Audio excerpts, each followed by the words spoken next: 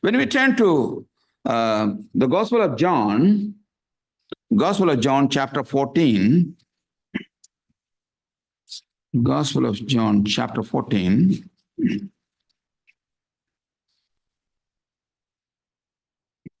verse 21, it says, "He who has my commandments and keeps them, it is he who loves me." How does God test our love? He it is who loves me. Who it is? Who is it? He who has my commandments and keeps them. That means obeys it. You see? And he who loves me, God guarantees that he who loves me will be loved by my Father. It is by default. If anybody loves him, he will be loved by my Father. By default, he will love him. He doesn't stop there. And then he says, Jesus says, I will love him. Doesn't stop there. He said, manifest his love. How does God manifest his love? By really working miracle in our life that we never thought of or imagined. He will manifest himself, his presence known. God is spirit. But when he manifests, you can see him through his actions, what he has done. This is one of his manifestations. You know, this mission station is a miracle. It's a manifestation. So many things that is happening in there. Then it goes on to say, 23rd verse. Jesus answered and said to him, if anyone loves me, so that is open to anybody. That challenge is open to anybody. That invitation is open to everybody. If anyone loves me, he will keep my word. How do we distinguish a person who loves Jesus and who does not love? He hears all these things, good stuff, very good, very encouraging, nice, and then they go and they forget about it. But make sure that you keep his word. See here, Thompson, he's keeping his word. And my Father will love him. Again, he's talking about God's love, to be friends with God. Everybody wants to be the friend of a millionaire, billionaire, rich person, or anybody who can, a strong person who can help. But they do not take seriously the friendship of God. How you can know that God is friendly with you? It is only by obeying him, only by spending time with him, proximity. Early morning, you have a word of prayer and then you go your way and you forget all about him. And again, the next day you think about him. That is not love and that is not walking with God. It's that constant thinking about him and his presence, inseparable presence of God and practicing the presence of God. So my Father will love him and we will come to him and make our home with him. If somebody comes and stays in your house, I was there only for 3 days. The first time I saw them face to face, though I spoke to them. But if I go there and stay for 1 more month, I will know a lot more about them. And I will have fellowship with them. And they will know more about me. And suppose somebody who is very powerful and influential, and they have some needs to be taken care of, do you think that will be taken care of? Yeah. It's nothing. So all our problems, all our needs is nothing to God. He can meet it. Once he manifests, one of the signs whether you are walking with God is that if there's one word that keeps you and God away, you know what? Apart. You can test this by that one word, worry.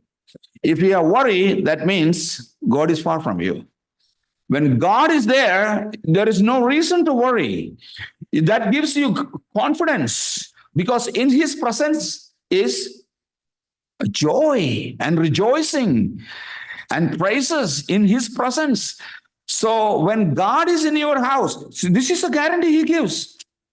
I will love him and will manifest myself to him. And if anyone loves me, he will keep my word and my Father will love him and we will come to him and make our home with him. If God is staying with you, are you going to worry about the food that is going to come tomorrow? About your sickness or death or anything? Are you going to worry anything about your children? God is there to take care. Do we have that assurance every morning, even before you set your foot on the floor, when you get out of the bed? That is something that you have to settle. The Lord is with you throughout everything that you are going to be doing that day. Make sure that He is with you throughout the day, and the worries will disappear. Okay? And then it says, again and again, see, 24th verse is say, he who does not love me, what does it say? He does not keep my word. That's the proof. If you are not keeping the word that He has, and what did He tell us? That is what I'm going to tell you soon.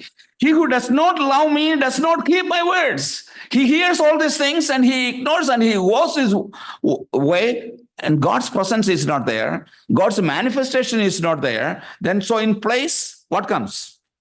Worries and tension, unnecessary, all those things.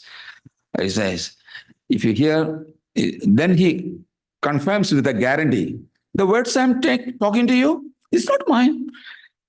It's a Father who sent me is giving you this guarantee. You know how much guarantee He's saying? Saying the same thing over and over, because why He's repeating this? He doesn't want us to ignore this. That is why. And what is it? Is keeping His commission. The reason why, the purpose for which we were created, why did God is love, not God has love. Okay, that is one of His attributes. But the thing is, remember, God created us in His image. That's why we have the capacity to love, because God is love, because God's image is in us, because God loved the world, because that is His attribute. If there is only one person in the world, He created us to love us. But then He gives us the option. Do you want to love me? You can reject Him also. But we created with a free will to serve Him and love Him and to worship Him. And, be a beneficiary of all the resources that He has, the power and, all the attributes. He is available to us. How can we come into that kind of a relationship? First of all, it's the knowledge. So without knowledge of God, we are unable to love Him intimately. The more we know about Him, the more we will love Him. That's why we have to search the Scripture and study the Scripture. You have to hear from some way. And the greatest thing that a person can do after coming to the saving knowledge of Jesus Christ is this. The greatest thing that you can do is introduce another person to the same love. So you can know all these things and keep it to yourself. What do you say? Suppose you have a medicine has been revealed to you, a tablet, just one tablet, one time you take it, your cancer is gone. So all the people, they all have sin cancer, correct? They're all going to hell. Without knowledge of Jesus Christ, everybody is going to hell. But I have that knowledge. One tablet will, I will have hope. My pain is gone. I have peace. I have joy, everything. So one tablet. And so now I know a lot of people around me, but I'm not sharing this great knowledge and secret with anybody. And in the meantime, others are suffering from this cancer and pain. There is hopelessness. There is no peace. There is no joy, no fulfillment in their life. So that is the way the world is. We are keeping it to ourselves. But there was a guy sitting next to me who was an income tax officer, Indian income tax officer, highly educated man. And there was another guy sitting on my left side on my flight from Guwahati to Bangalore. These intellectual peoples. This guy is asking me questions. Somehow he pried and found out that, I am from USA somehow. Then he wanted to talk about the politics, about the Trump and other things. So finally the conversation came to faith and religion. He is a Brahmin. So without any doubt, I clearly presented him. If there is any other way, I don't have to share this with you. Then I told him this illustration. Suppose I found out the medicine And if I don't share this tablet with you, and you are suffering in pain and without any hope, what will you tell about me? How will you describe a person like that?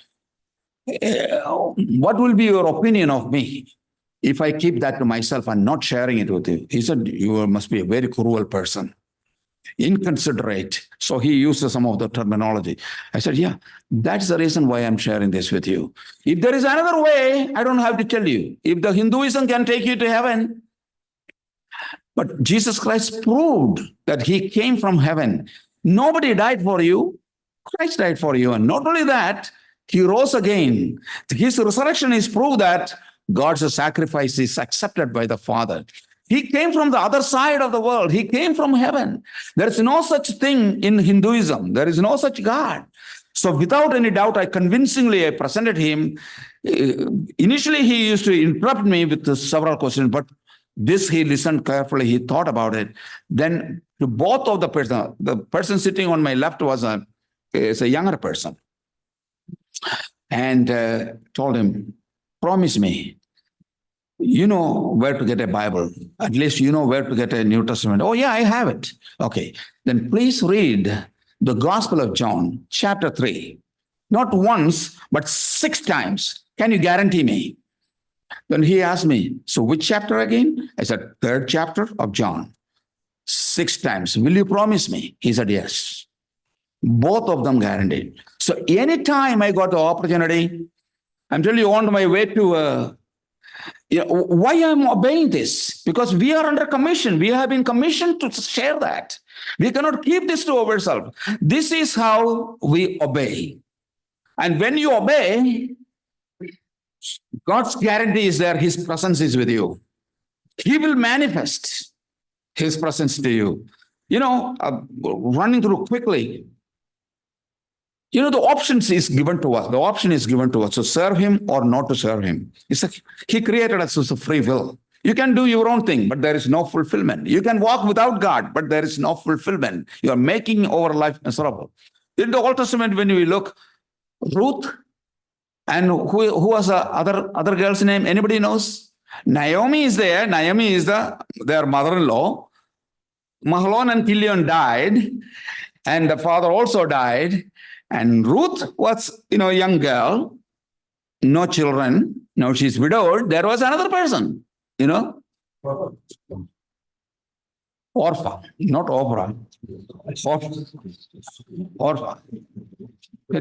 Ruth. They made a choice, correct? They made a choice. Let me quickly turn to that. Ruth chapter 1, verse 14 and 17. Joshua judges Ruth. Ruth 1:14. It's then they lifted up. This is parting. The mother-in-law is parting with this daughters-in-law. Ruth 1:14. Then they lifted up their voices and wept again, sorrowful. And Orpah kissed her mother-in-law, but Ruth clung to her, constrained herself to her. 15th verse. And she said, look, your sister-in-law has gone back to her people. And then we read, and to her gods, plurality, the vain gods. So return after your sister-in-law. Can you believe the one who knows Yahweh, this Naomi? Oh, God has dealt with me very bitterly. Don't call me Naomi, call me Mara. That is her attitude. But despite that attitude, and then she is encouraging her. See, like your sister-in-law, go back to your gods, to the idols. But here is a decision. But 16th, her determination. But Ruth said, entreat me not to leave you. Please don't pressure me. Don't compel me. Don't even ask me. I don't even want to entertain that thought. Don't entreat me to leave you. Not because she is, the nice teacher that she is. She is full of bitterness. Ruth says, or to turn back from following after you.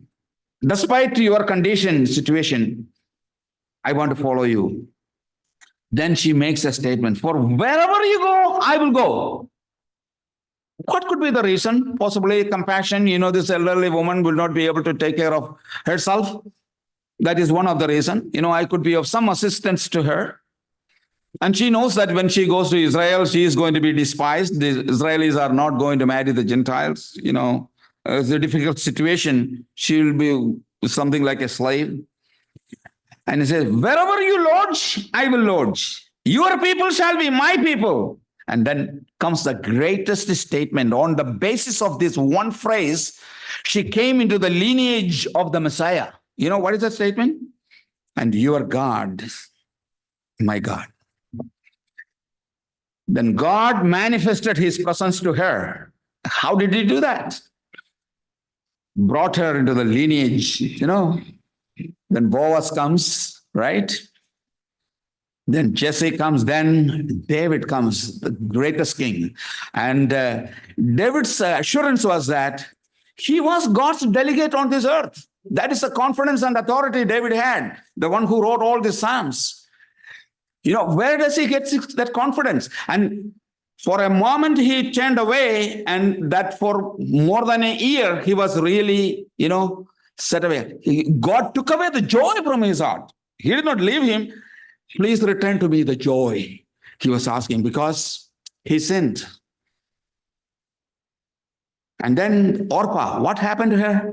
Tradition says, she went back to her people. Goliath came from her. Ultimately, it came to the battleground. David killed Goliath. See, two lineage, two choosing. It is not in the scripture, but that is what the Jewish tradition says. Goliath came from Orpah.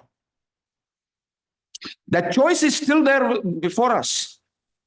And 2 Corinthians 5, verse 12 and following, it says, if one died for all died.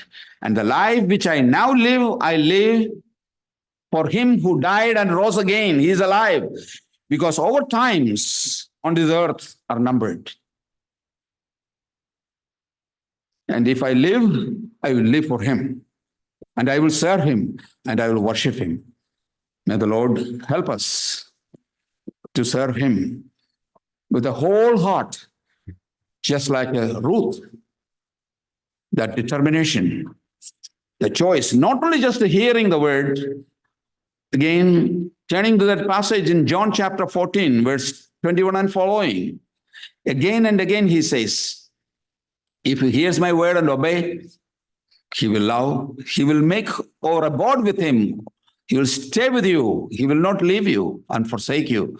And he will manifest his presence in your everyday life, every decisions that you take. May the Lord help us to take the right choices in our life, in our everyday life. May God bless. Thanks.